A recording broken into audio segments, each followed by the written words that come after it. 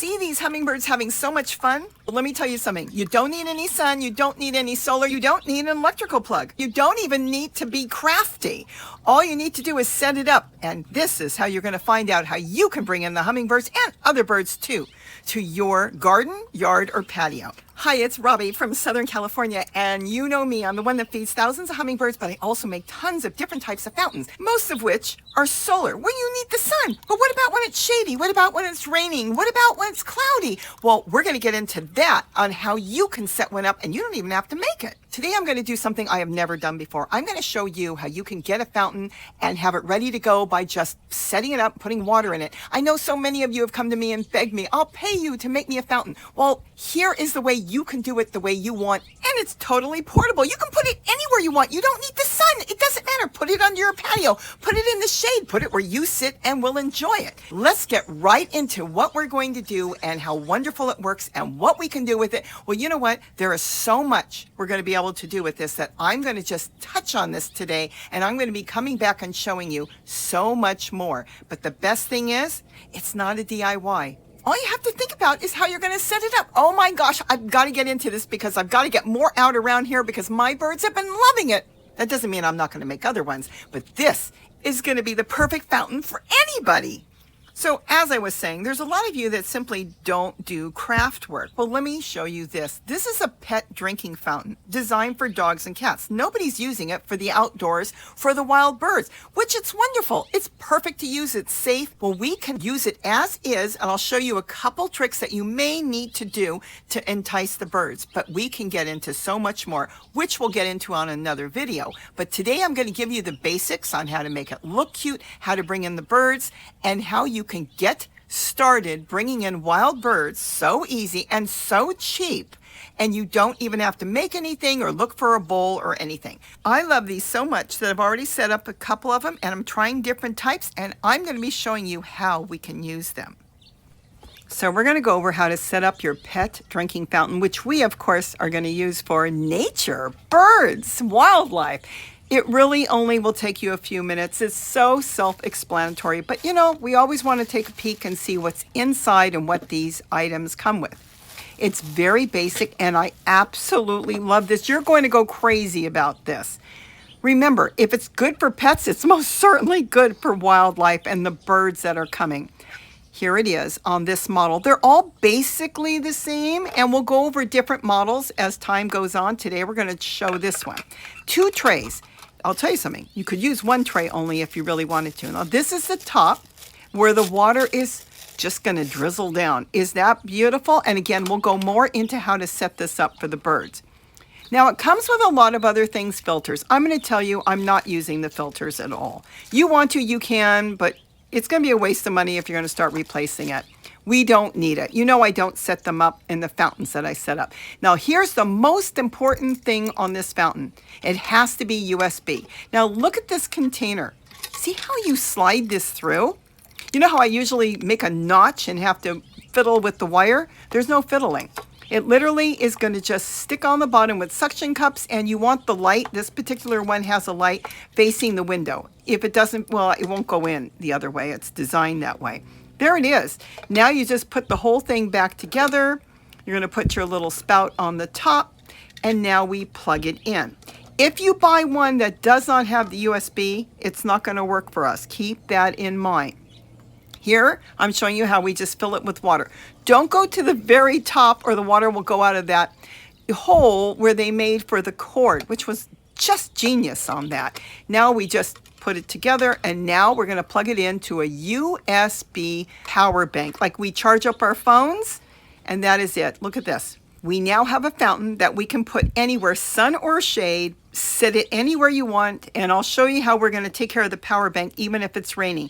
Now you have a fountain that's completely portable, and this one has a switch for the light on and off. You can leave it off to save on power, but it uses very little power anyways. And there it is, and now we're going to set up the power bank pretty soon. We'll get to that in a minute. And that is all there is to it. This has been phenomenal. The second I put it out, the hummingbirds came because they can hear the water. As quiet as it is, and it is quiet, birds hear water because that's so important to them. He checked it out, and I'll tell you something. The tray is so shallow that as they get used to it, I think we're going to see a lot of them dive bombing into the tray. But look how he looked it over. It's like, I've never seen this before. She always puts out really odd fountains, and this one is different. So he came and checked it out. Right away, though, the house finches came because they know what water is and they don't care. They're bold enough to check out anything, which is fantastic because other birds will show the hummingbirds that it's safe. There's fresh water there. Look how he's drinking as it's pouring down, as well as the tray. But I decided to change something up. You know me, I always do that. I don't think we need that little button on this one in the middle, because by removing that, we now have what I call a bubbler. And by having the bubbler there, it now creates a little pool in itself on the top that will be perfect for hummingbirds. At least I thought so. What do you think? I think they'll enjoy it more because you know how I use the K-cups or yogurt cups and they have a little bowl to go in and kind of splash around. I think this is going to work better. And I love that most of them do have the option of leaving that center in so it either dribbles or has that extra reservoir on the top, kind of like a little bathtub, especially for the hummingbirds. So I think that is going to work great. Now I have a couple other tricks under my sleeve that we're going to do, and there's going to be a ton of stuff we're going to do this year with these, because I know a lot of you have told me you can't use solar because you don't have enough sun. Look, I don't have sun today, and we're even raining again today.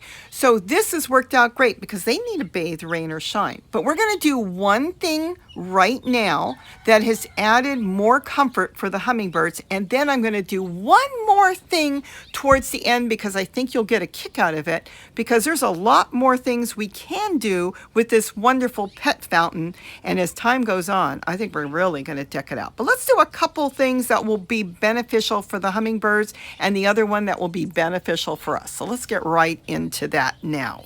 Now, this isn't mandatory, but I have seen that it helps hummingbirds. What I want to do here is create a simple perch for them to sit on. So with a hot glue gun, you're going to put a bead of hot glue, and it won't hurt this plastic at all the way around on the top of the petal. It looks like a flower of this pedestal. See, just go all the way around. It's good if you can have it touch, and it will hold on really good onto the plastic. So go all the way around, make it touch, and don't worry if it's too thick in some areas and too thin in the others. It won't matter. They're just going to appreciate that little perch that was added on there. And this way they can grip better. They won't be slipping and sliding, and it's better than scratching it or doing anything else. And I have found on a lot of water features, this really does help. And you'll see in a minute exactly what it looks like. And you'll see here, see what I've done? It just, you go all the way around, and I had taken the button out, so remember that. But see this? Now they have a perch, and they can land on it, and it will make a difference. But that's up to you. Now, it's perfectly fine to use it as is, but there's an easy way we can trick this thing up to look so cute in our garden and make it match your decor. Let's get into that. Okay, so you know that I always like to do something extra because I don't want to just see it white. White is fine. I'm not putting it down. It's perfectly fine to use that way. You could do a lot of different things. You can tuck flowers and plants around it, but you can also paint it. Put decor on it. Put stickers on it. Anything you want. But the fastest, easiest way for me is, remember those flower pots I made, which I still do, and I use fabric, stretchy fabric, something like from leggings. Let me tell you something, you can do it on this. And I had this pair of leggings I bought at the thrift store for $1. And I went ahead, I bought it because I liked the color. I went with this color. I had showed you the different ones I had, but being the top was blue, I thought, well, let's do it this way. If I don't like it, I can always change it. The fabric outside with the sun lasts for about a year, because the ones I did last year look a little faded, but they're still going strong. And for the water feature, that's going to be perfect anyways. And now you just cut it to the size you want, and then you're just going to cut the top. It's a stretchy material, and it's like a nylon. It's a polyester, and it doesn't unravel either. Now keep that in mind, that when you're buying these legging materials, they don't unravel. That's a big important thing, because you don't need scissors, sewing, or anything. You could take any fabric that you've got, cut it to fit that wraps around, and staple it, and then just slip it on. You can use a stapler if you don't want to sew it, and that's it. Or fabric glue. Isn't that cool?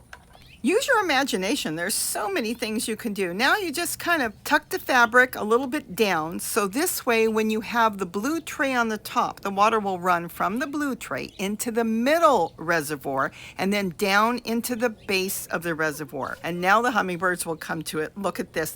Now that looks really pretty, and of course you can use any decor in any color that fits your liking. Isn't this beautiful?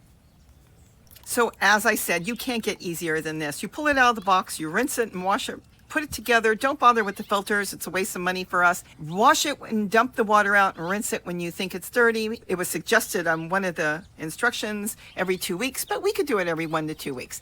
And that is it. You just fill it up with water and plug it into a USB power bank, which a lot of us have.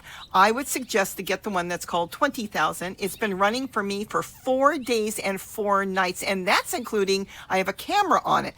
I would say if you get a 20,000, it should run, if you unplug it at night, for at least 4 to 6 days. If you want, you can get a cheaper USB bank. They're 10,000 units, and those I still think will run for a good 3 days.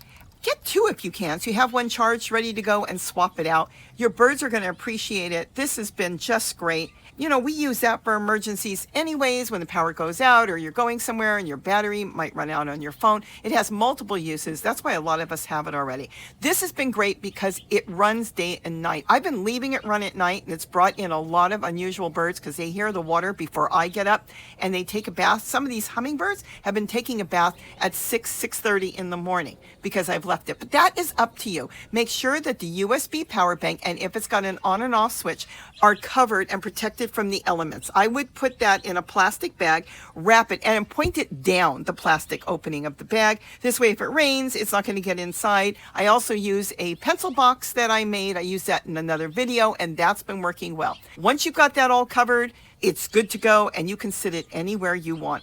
We'll come back and do a whole lot more with this because boy, do I have ideas, and I've already tried them out and they've been so fun. But I wanted to get this out because so many of you have said you don't have enough sun and you want to run this for the birds. And this has been fantastic. So ask me questions. Tell me your ideas. What do you think? Do you like this better than the solar kits? I like them both now because this way I know they're running even when the sun isn't out. And even a solar kit, they can cost you $15, and here you're getting the whole setup. So leave your comments and ideas down below. I'll be reading them, and I might even try some of the ideas that you come up with. So with that, have a wonderful day. Hope you enjoyed this, and don't forget to eat what you grow. Bye-bye.